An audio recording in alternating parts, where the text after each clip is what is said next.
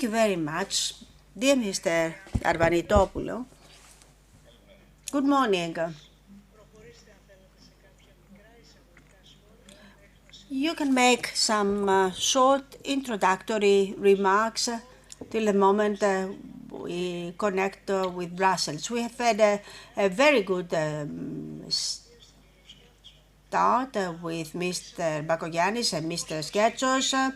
We discussed on the way in which we will approach the security issues in a non-conventional dimension. We have major issues of security and defense, but there is no doubt that many issues, pandemic, the climate change, have an impact upon the security landscape. You are quite right.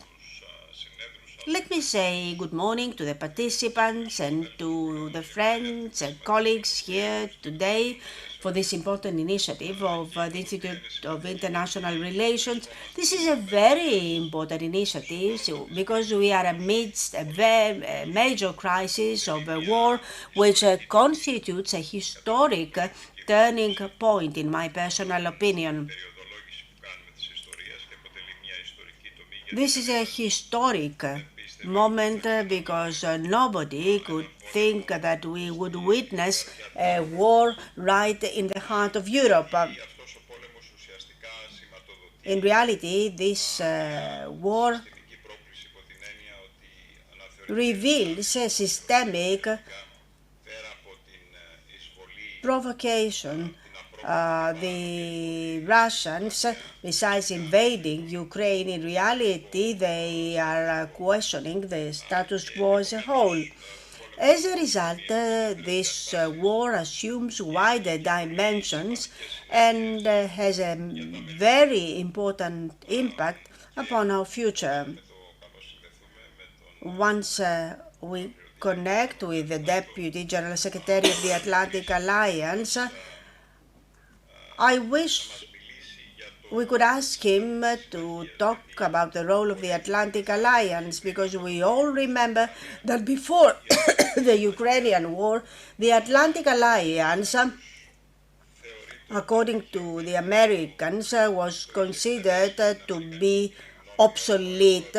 The former President Trump had educated the public opinion to believe that NATO was obsolete. And as President Macron said, for many Europeans, NATO was considered brain dead. On the contrary, today we realize that the Atlantic Alliance has become stronger, has enhanced its presence and its reason of being, and it also expands with new members such as Sweden and Finland, countries which abandon a neutrality they have been supporting for many years.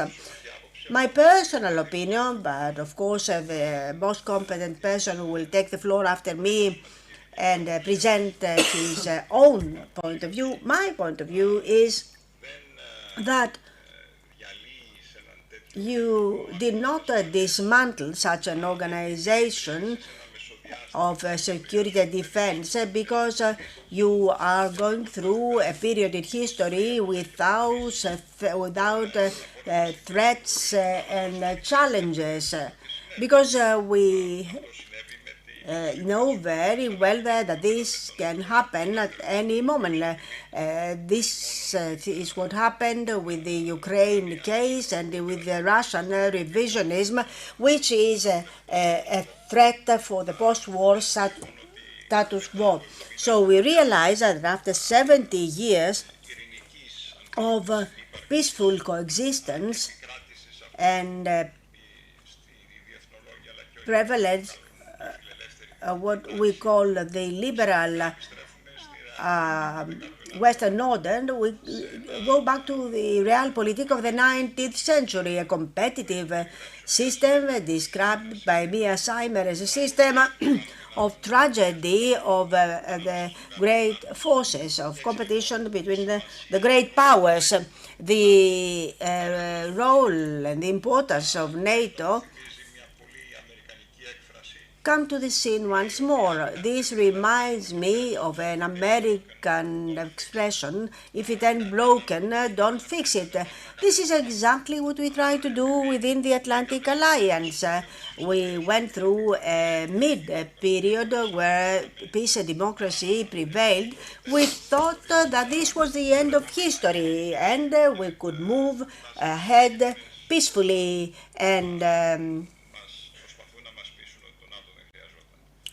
the war tried to convince us that NATO is not necessary anymore. In a tragic way, the war in Ukraine is a proof of the fact that for the liberal class to survive, they need the Atlantic Alliance, which was the important factor for this period of democracy and freedom. Of course, we should pay tribute to President Macron. He made this provocative remark 3 years ago, and he troubled the waters, and he reconsidered the issue of Ukrainian defense. Of course, Ukraine shows us that it is very important to have a deterrent mechanism, but I believe that this cannot last for the future. As a result, Europe should take some steps for its defense. This is a very interesting question. Mrs. Afentouli has worked for many years in Brussels and in the Atlantic Alliance. I might say that Europe is heading towards the security regime. For reasons I do not need to explain, the European defense was characterized by a relation of strategic dependence from the American security umbrella and the Atlantic pillar. Today, Europe is talking about strategic autonomy, but I believe that in this mid-period, it is better to talk about strategic complementarity. We badly need a new Atlantic Treaty, a new agreement such as the Atlantic Charter of 1941, which would define a new distribution between the two sides of the Atlantic. The defense dependence of Europe from America and the Atlantic pillar of NATO decided when the western part of Europe ended war, defeated to a great extent. This is what Western Europe was in reality. From the defense point of view, it depended, it created a relationship of dependence in order to be able to restructure and be led to the liberal class. Today, Europe is different. Today, we are talking about a united Europe from the Atlantic to the Urals of 25 member states, a Europe which has a high percentage of the global GNP and investments. It's giants, half a billion population. This is another Europe, totally another Europe. So we should have a new division of labor between the two sides of the Atlantic. Another agreement, top agreement where Europe should and could participate to the defense expenditure of the Atlantic Alliance, assume more responsibilities, and this will give the opportunity to the United States to tackle another challenge that they have called as a primary one, or the so-called pivot to Asia, that is the emerging of China. We can use a term of military complementarity. Before talking about a strategic autonomy, I believe that the term military complementarity reveals the needs of the common interests and values, because if we discuss this issue, the issue of autonomy and decoupling of the two parts of the Atlantic, I'm afraid that we will end in a vulnerable Europe and an isolated America. I believe that it is beneficial for both sides of the Atlantic to continue this coupling. I prefer the term strategic complementarity with a new division of labor, and not strategic dependence, which is what characterized the relationship between the two countries during the Cold War, or strategic autonomy. Thank you very much for your introductory remarks. Are we ready? We are ready to connect with Brussels in 2 minutes. Okay. It is a distinct honor and a privilege to introduce the Deputy Secretary of NATO, Mr. Mircea Geoană. Mr. Secretary, it's a privilege to have you with us today. And in a way of introduction, I was trying to tell our audience that a year ago, NATO was recipient of much criticism coming from both sides of the Atlantic. The former President of the United States, President Trump, had educated the American public opinion that NATO was outdated. And there was fear that the second term of President Trump would result in America pulling out of NATO. That was all over the American newspapers and the punditry. But also criticism was landed from European capitals. Macron was talking about NATO being brain dead. But today we see a different situation. NATO has become reinvigorated. It has a new raison d'etre, new members. Sweden and Finland are abandoning a policy of neutrality that characterized their foreign policy for many decades, and they're becoming members of NATO. And of course, NATO has been very instrumental in safeguarding the security and defense, not only of Ukraine, that is in war with an expansive and revisionist Russia, but also the rest of the European member states, the rest of Europe, I might say. So you are the most prominent person representing the Atlantic Alliance to tell our audience the position of NATO in the European security architecture and how NATO is responding to the war in Ukraine and to the challenges that we face once this war is over. Evaristo, Constantine, and thank you so much to the Institute of International Relations and the City of Athens for hosting myself.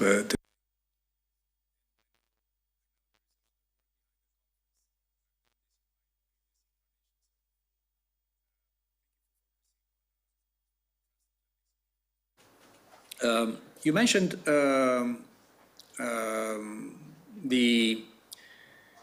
this totally changed environment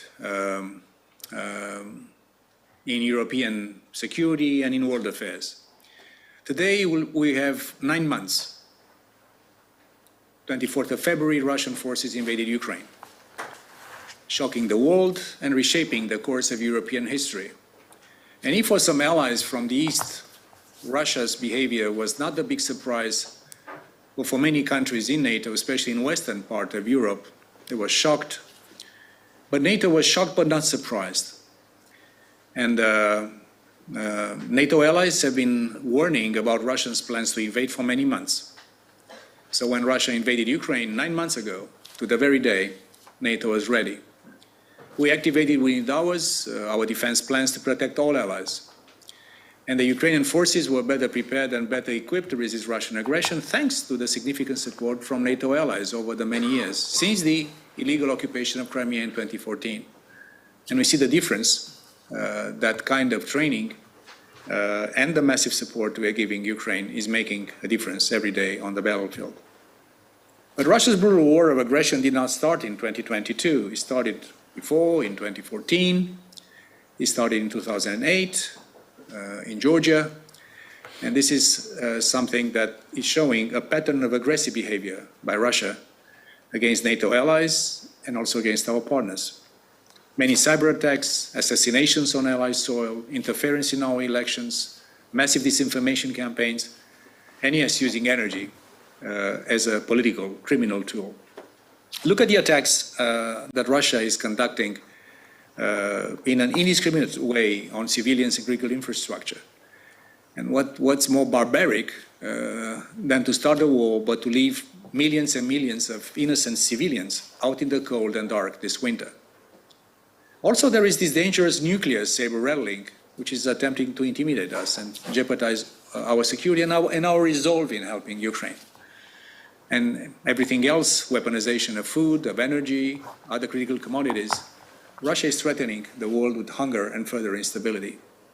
But I know one thing, they will not succeed, because NATO will stand by Ukraine for as long as it takes and defend every allied inch of territory. And of course, we are looking forward to receiving, we hope very soon, Finland and Sweden as the newest members of our alliance. In that moment, 94% of the population of EU member states will be living in a NATO country. 94% of the population of the EU will be living in a NATO country. And you asked me at the beginning, how is NATO doing? We are doing great, thank you. And we are doing great because this dramatic transformation of European security and world affairs is indicating the indispensable role of NATO as the real guarantee for European security and the need for the transatlantic bond. And of course, NATO-EU partnership is critical in making sure that we have coherence and synergies. Also, NATO is doing much more across all domains, on land, in sea, in air, in space and cyberspace. We have taken since last February fundamental steps to strengthen deterrence and defense, from the Baltic to the Black Sea, and with Sweden and Finland from the north to the Baltic, to the Black and to the Mediterranean Sea. So that's an eastern flank of significant length and depth. And I think this is good for European security as a whole. Greece is a highly valued NATO ally, and it's a key to security and stability in Southeast Europe and also in the Mediterranean. And your naval forces strengthen our maritime posture. Your jets keep the skies over Montenegro safe, and you contribute to our missions in Iraq and Kosovo. Greece also leads by example when it comes to defense spending, investing 2% of GDP in defense. And continuing to invest in defense is continuing to invest in our future, in our security. Because as the war in Ukraine shows, security is the foundation for everything. We don't know when this war will end, but we know one thing. We must continue to adapt and evolve to shape our security architecture in line with our values: freedom, democracy, the rule of law. Or others will shape the future for us, which I don't think is a great proposition. So you mentioned also the strategic concept that our leaders adopted in Madrid. It's a very interesting read, and I encourage you to read a succinct and compact piece of strategic thinking from NATO. We prepare for a world of increased global competition and instability. We see Russia, but also terrorism, as main threat to our security. We also look at China's coercive policies and how they challenge our interests, security, and values. Climate change is defining a major challenge of our time, and NATO is doing things in that direction too. We also set our approach to counter-terrorism, to cyber and hybrid threats. But also, most importantly, the new strategic concept reaffirms our values and states that NATO's greatest responsibility is the collective defense of 32 nations soon. And of course, I mentioned NATO EU. I'm also from Romania. For me, the European project is one of the most exciting and important journeys in world history. So we have to make sure that what NATO does and what the EU does are complementary and synergistic, as I mentioned before. You asked at the beginning how our American friends and allies and how European citizens and European politics are looking at NATO. I've seen a recent poll by the Chicago Conference on World Affairs, and 80% of American citizens are supporting NATO. I know America well. I was ambassador in Washington a few years back, and there is a very solid bipartisan support for NATO. And also, America understands one thing. The Secretary General has said in a speech in front of the joint session of US Congress to the American lawmakers, it's good to have friends.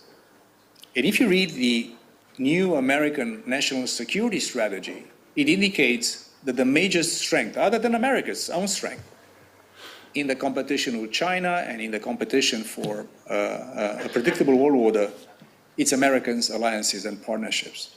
EU is a partner of the US, NATO is a big alliance, and I think this is something that we should cherish and harness from both sides of the Atlantic. That's an indispensable transatlantic bond, and this is something that we are here to continue to protect and strengthen as NATO.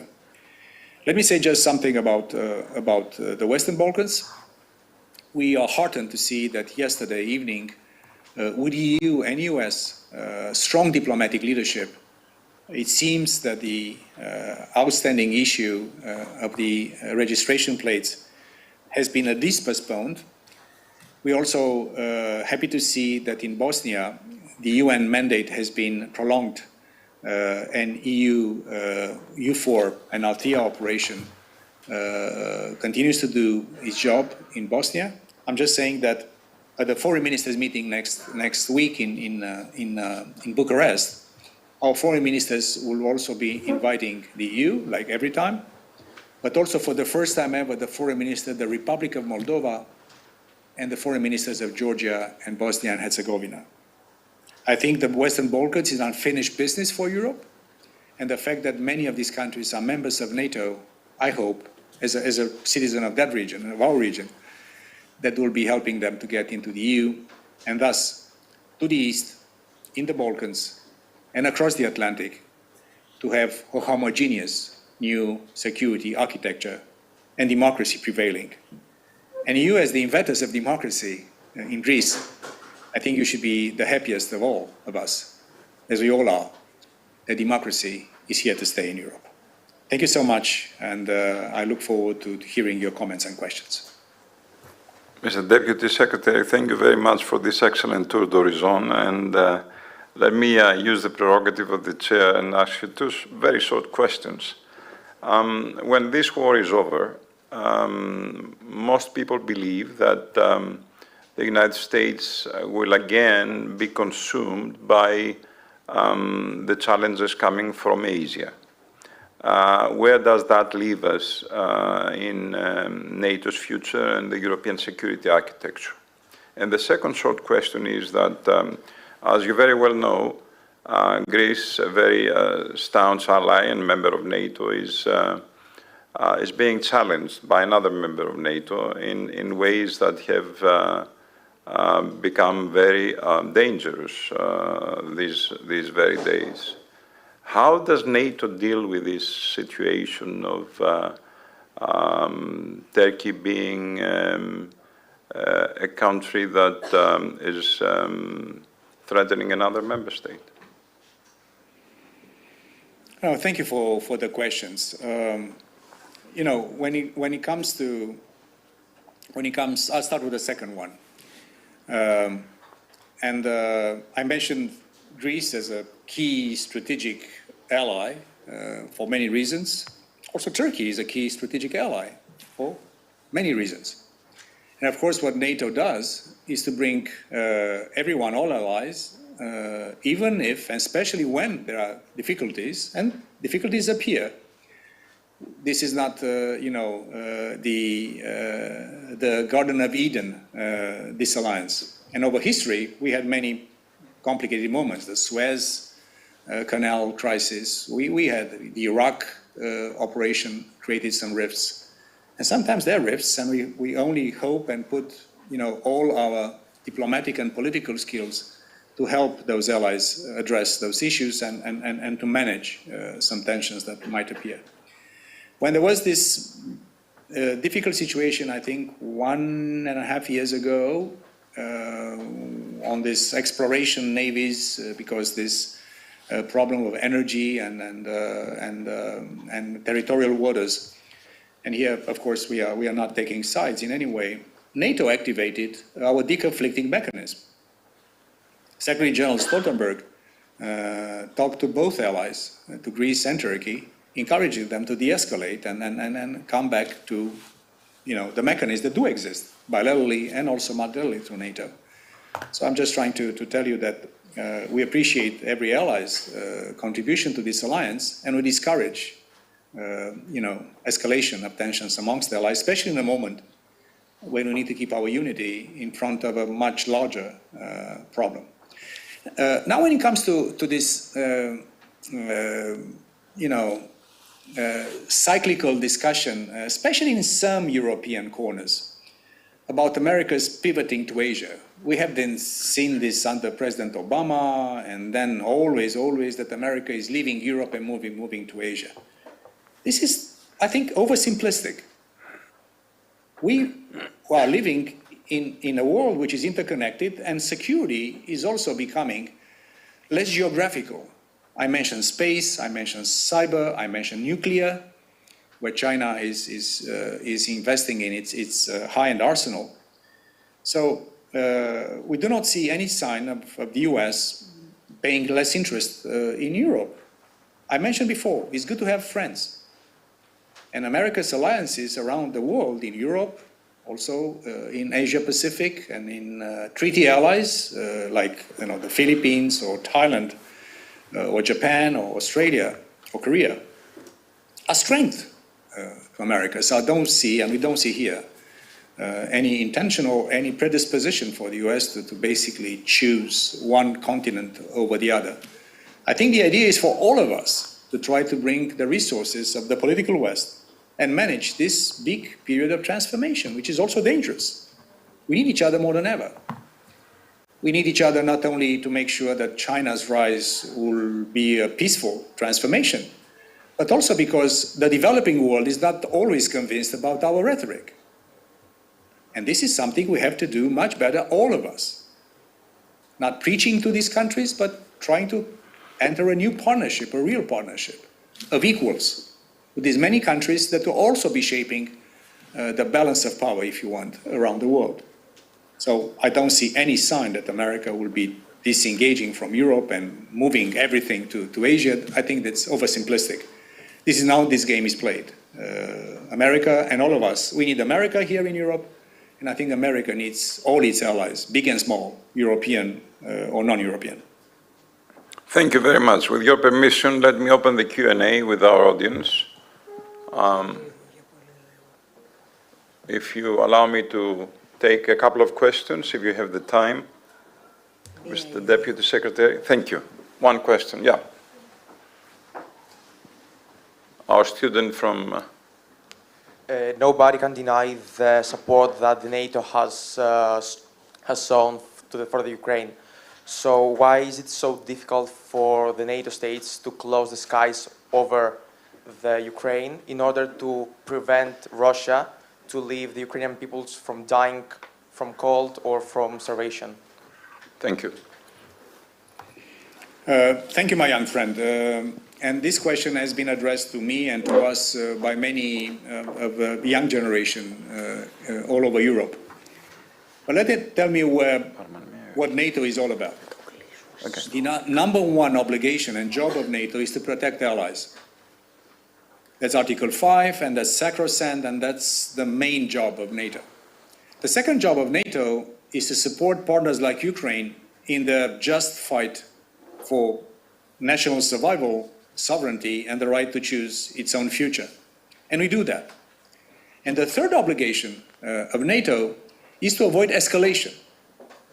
So, there have been many requests from Ukraine and also from people in civil society, academia, and even governments or members of parliament saying, why is NATO not doing some operations over the skies of Ukraine? We're not doing that because this will really mean escalation and a risk of imminent war between NATO and Russia, which is something of even more danger than the war they're doing. So we do these things, defending allies, helping Ukraine, and we are helping them not as NATO, but NATO allies and partners, almost 50 nations, including your great country. They are helping Ukraine have the best equipments, and you see that they use them very smartly and very bravely.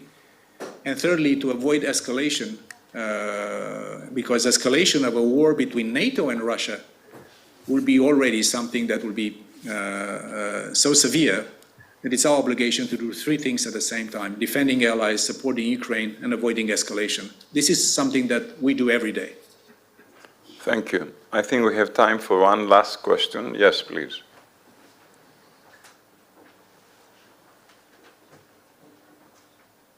Thank you. In case an unprecedented escalation occurs on behalf of Turkey, what measures are to be taken? Thank you.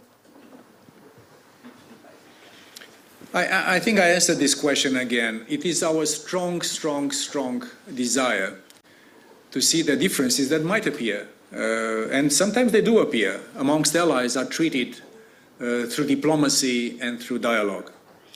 And again, NATO is a platform where we work by consensus, but also where allies can come, and that's, I think, a natural platform to try to find that harmony and that spirit of consensus and unity that we have. So NATO is not the answer to all these questions, but the fact that, let's say, both Greece and Turkey, they rely for your security on all the rest of the alliance is also a sort of a friendly, gentle encouragement from all of us to try to make these differences be addressed through diplomacy and not through escalation. And this is something that NATO is encouraging all sides to go in that direction. Mr. Deputy Secretary, thank you very much for taking the time to speak to our conference and address this audience. Thank you for your remarks. Thank you for the responses to our questions, and for giving us a full picture of NATO's present and future. Thank you, sir.